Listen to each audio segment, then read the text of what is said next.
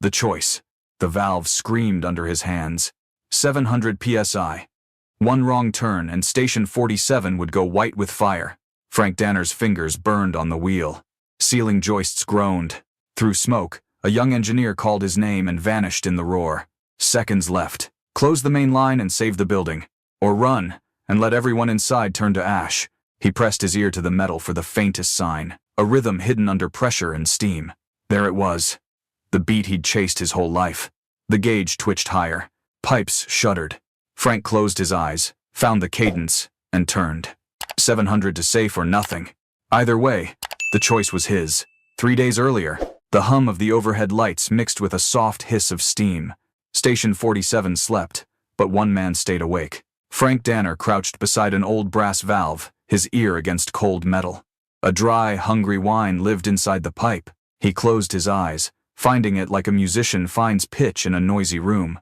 Steel answers when you listen. His fingers traced the valve, and his hand trembled once. Not from age, from a memory locked behind his ribs. Footsteps rang across concrete. Lieutenant Mason Hale appeared, coffee in hand, checklist under his arm. Still counseling the plumbing, Frank? Frank didn't look up. Line 6 is bleeding air, he said. You'll lose flow if it keeps up. Hale tapped the glass console and let the green lights brag. Sensors disagree. We're perfect. Frank stood, wiping oil onto a folded rag. I hear a system humming too fast. Hale lowered his tone, curiosity flickering beneath the smirk. I heard you used to be somebody, Danner. Before whatever happened at Long Vale. Frank's jaw tightened. Back before I learned machines never forgive lazy hands. The words hung between them like smoke. Hale shifted, then turned away. From the next bay came a burst of laughter. 2 rookies strode by, boots loud. The museum piece is whispering to his relics again. I'm Goverstay. Frank returned to the maintenance bench. Chrome fittings gleamed like trophies. One section sat darker, bolts scarred and black. A placard read, Manual Pressure Release Unit Decommissioned. He ran his thumb along the edge. He knew every dent by touch. Half a lifetime earlier, his hands had drawn its first sketch. The blueprint still lived where sleep should. Morning arrived with engines, radios, and clipped commands. Hale faced the crew. Sleeves rolled. Full demo for Chief Dalton. Automation only. Frank stayed in the shadows near the back. Screens woke and numbers danced. Pumps rose in a staggered chord of pressure. Chief Dalton entered, raincoat on one shoulder. Make it sing, Lieutenant. Hale obliged, toggling subroutines like a pianist. Valves opened in sequence. Flow rose clean. Applause rolled through the bay. Frank wasn't clapping. A hair-thin vapor drifted at a joint, then was gone. Lena Ward followed his stare but said nothing. Knowing when not to talk was a skill. Hale narrated with practiced confidence. Legacy hardware removed. Manual bypass retired. Digital runs the house now. Frank drifted to the far panels. Behind them lay a forgotten casing furred with dust. He wiped it clean with his sleeve. Faint letters surfaced. Pressure Safety Unit Design. F. Danner, 1971. He stood still, years collapsing into a single breath. Then he folded the pinned blueprint and slipped it into his bag. Mr. Danner? Lena said. She had stayed while the crowd moved on. Everything okay? Just listening, he said. To the part that isn't trying to impress anyone. Dalton's voice carried back. Wrap it up. Chemical storage test tomorrow.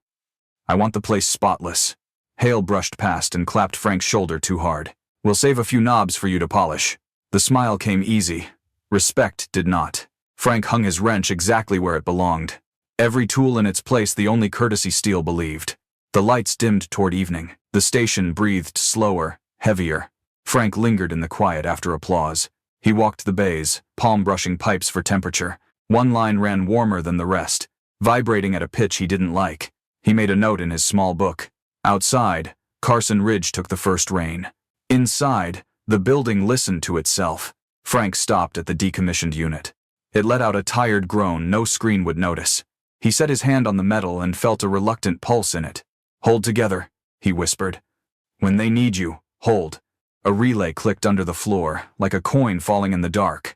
He shut off his lamp, leaving pressure lines breathing in the dark. Tomorrow, they would laugh again.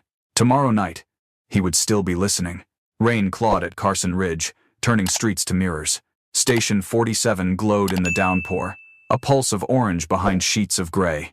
Inside, The night shift dragged like fog. Too calm. Too neat. Lieutenant Hale leaned back at the console, coffee cooling at his elbow. All systems read perfect. Every green light a promise. He smirked. Even the weather can't shake her. Lena Ward sat beside him, earbuds loose, typing maintenance notes. Downstairs, Frank Danner was exactly where everyone expected among the pipes. He didn't trust silence. Silence meant the station was holding its breath. The first alert came as a soft chime. To fault in Sector B. Hale barely looked. Sensor ghost. He reset the panel. A second later, the light turned green again. He grinned. See? 21st century magic. Lena frowned.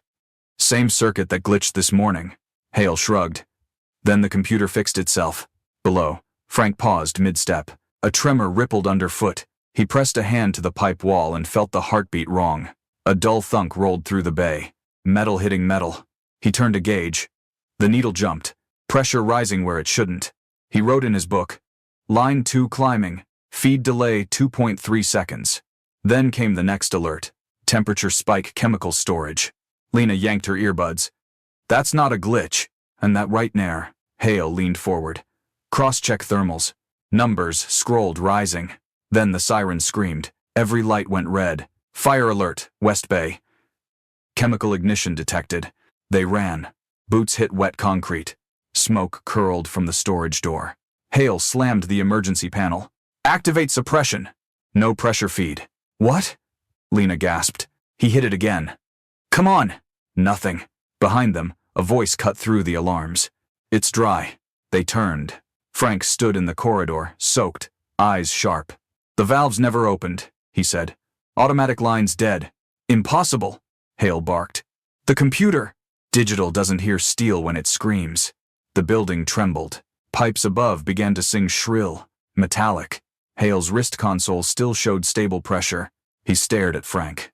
How do you know something the sensors don't? Frank's voice stayed even. Because I built the part your sensors forgot. Hale didn't argue. What do you need? Frank didn't hesitate. Wrench, flashlight. Everyone off this floor. They plunged down the stairwell. Smoke chased them. Water hissed from sprinkler heads but never sprayed. The sublevel smelled of rust and oil. Pipes lined the walls like veins under skin. Frank, followed by touch, heat, and vibration guiding him. There, he said. A rusted wheel labeled bypass valve inactive. Lena shone the light. This thing's ancient. It's still connected, he said. They just stopped checking. The metal burned under his hand. When I say 3, pull the safety pin. How long will it take to vent? Long enough to hurt if we get it wrong. Hale's voice crackled over radio. Pressure's 500 psi and climbing. Hold the line, Frank said. We're opening the bypass. He gripped the wheel. Ready? Lena nodded. 1. Air moaned through the ducts. 2. Pipes rattled. 3. She yanked the pin. He twisted hard. The wheel groaned, then caught. Water thundered through the network. Old pipes shook awake. Upstairs, sprinklers coughed, then rained silver. Pressure dropping, Hale shouted. Lena laughed once, breathless. Frank leaned on the valve, hand steady. The gauge eased, but not enough. We bought time, not safety, he said. He looked up. Secondary tanks behind that wall. No release valve and new plans. Meaning? Meaning it's waiting to explode. They ran. The air trembled with trapped force. Dalton's voice thundered through comms. Evacuate the surrounding blocks. Frank stopped at a sealed door marked decommissioned access. He laid his palm flat. The metal burned. This is it. Can we control it? We don't control fire, he said. We make deals with it. He pulled the latch. Heat spilled out. Inside stood the oldest valve in Carson Ridge, his first design. It was crooked, scarred, but breathing. He touched it like an old friend. Let's wake her up. The building groaned above. A clock beeped a timer for collapse. He turned the wrench. Nothing. Tried again. Rust cracked. The valve twitched. Outside, a backdraft roared through vents. Hale's voice. 30 seconds before the tank blows. Frank didn't look up. He braced his knees, poured everything into one last turn. The wheel spun free. Explosion never came. A massive whoosh sucked the fire backward. The tank exhaled instead of detonating. Steam rolled through corridors. Water poured down stairwells. The station breathed again.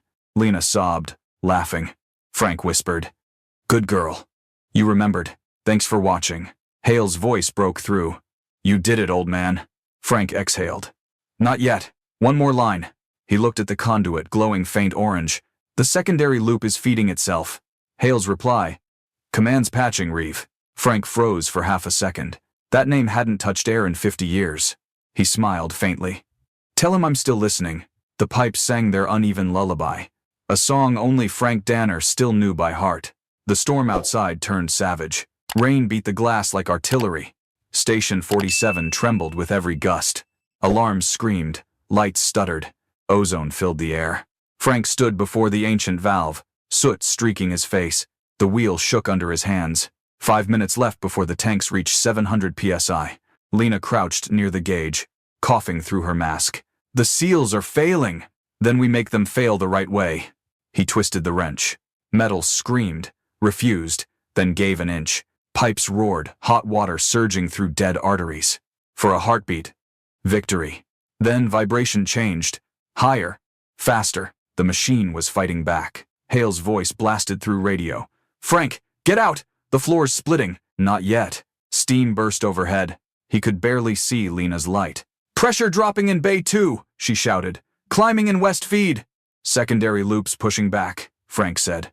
We'll bleed it manually. He tore off his gloves, pressed his ear to the metal. Behind the roar, a low pulse, a heartbeat out of sync. Left wall, he said. Lena's light found a slab marked Aux Release FD7. Her voice shook. That's your mark. Built it when I thought no one would ever need it. He jammed a crowbar into the seam. Concrete cracked. Dust and heat spilled out. Inside lay a smaller valve, fused by time. He hesitated. One wrong turn could blow the floor. Longvale, 1971. 3 he couldn't reach. Lena's voice cut through. What do you need me to do? Steady the wheel with me. 1, 2, 3. They cranked together. Metal shrieked, then broke loose with a thunderclap. Water burst through the walls, slamming the fire flat. Hale's voice. Lines are live. You did it. Frank didn't answer. The gauge still climbed slow, stubborn. Digital pumps forcing pressure back. He hit transmit. Hale, cut power to the regulator. That kills half the grid. Do it, or we crater. Static. Then silence. He won't, Lena whispered. Frank ripped a metal badge from his coat and pressed it into her hand. Find Dalton. Show him this. Tell him the man who trained General Reeve said shut it down. Her eyes widened. He didn't wait. Go. She ran. Frank turned back to the valve, alone with the roar. He adjusted, listening. The pipes whispered like ghosts, angry, pleading. He tuned them by instinct until the rhythm steadied. Upstairs, Hale burst into operations. Cut the regulator! Dalton hesitated. City Control wants confirmation. Listen. Through static came Frank's voice. Auxiliary relief open, flow stable. Shut the regulator now. Lena stumbled in, smoke-streaked, dropping the brass badge. Dalton turned it over. Engineer Corps, Fire Response Battalion, 1971 Farad. Danner. Recognition hit him hard. He grabbed the radio. Get me General Reeve. Moments later, the old voice filled the room. Station 47, this is General Reeve. Who's on that valve? Down below. Frank froze. He pressed the transmitter. Danner here, sir. Silence. Then a dry laugh. You stubborn old bastard. Still breathing. Working on it. Reeve's tone softened. You remember Longvale? Every night.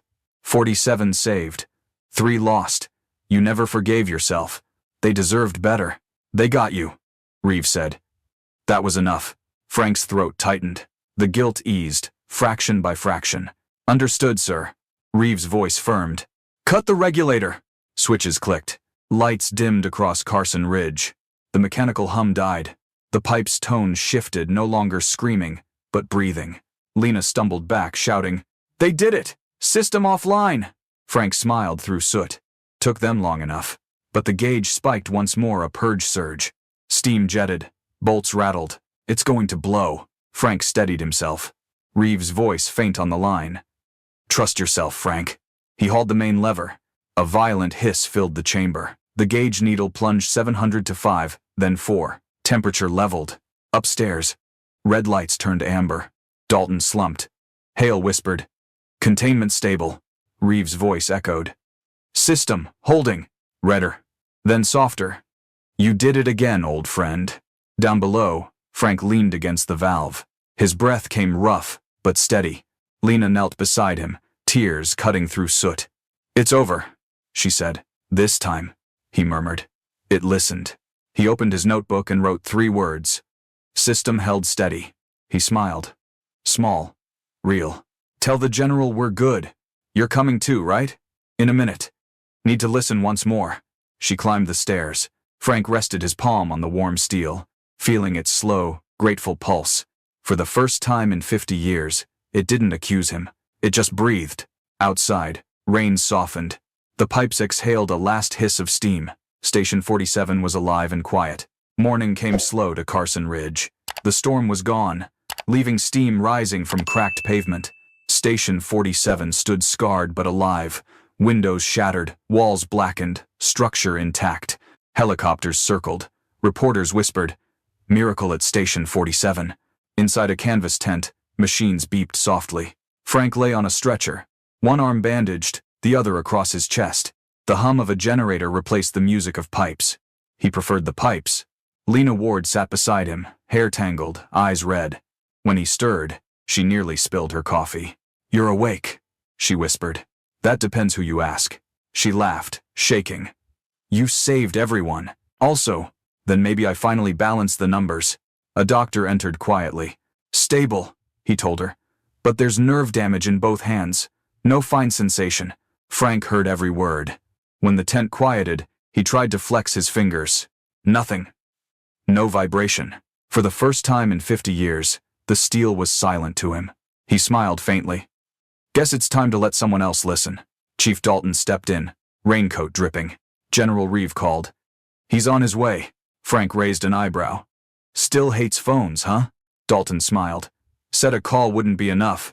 He set down a folder, a commendation sealed with the military crest. Frank didn't open it. He always did make paperwork sound heroic. Footsteps splashed outside. The tent flap lifted. General Thomas Reeve stepped in silver hair, posture like steel. They didn't salute. They didn't need to. The silence between them said everything. Reeve placed a small bronze plaque at the foot of the bed. In honor of Frank Danner, engineer, veteran, hero of Station 47. "You never liked attention," Reeve said. "Attention's loud," Frank answered. "I prefer machines that whisper." Reeve smiled. "And they listened, didn't they?" "Long enough. You could have died down there." "I have," Frank said simply. "Just never on paper." Reeve's hand rested on his shoulder. "Rest easy, brother. You did your part." Frank nodded. "Just kept the water moving, sir. That's all I ever knew." Reeve's eyes shone for a moment before he turned to leave. Outside, firefighters stood silent, helmets at their chests. Lena looked back at Frank. His eyes were closed now. Breathing slow. Peaceful. His hands lay open and still for the first time in decades. A week later, the rebuilt bay gleamed under new lights. A rookie polished the pipes until his reflection shone. Beside the valve hung the bronze plaque. General Reeve stood with Lena and Hale. The new system hummed perfect, obedient. Reeve smiled faintly. "Every machine needs someone who still listens." Lena nodded. "He taught me that." "Who sent the space bell?" She placed her ear to the valve. At first, nothing. Then, a faint hum of water through steel. She smiled. "I hear it." Behind her, Frank's old workbench stood spotless, every tool in place. Below the plaque, fresh engraving read, "He taught us to hear." The camera pulled back. Steam curled under sunlight, drifting through quiet air. Steel held a steady hum, measured, simple, alive.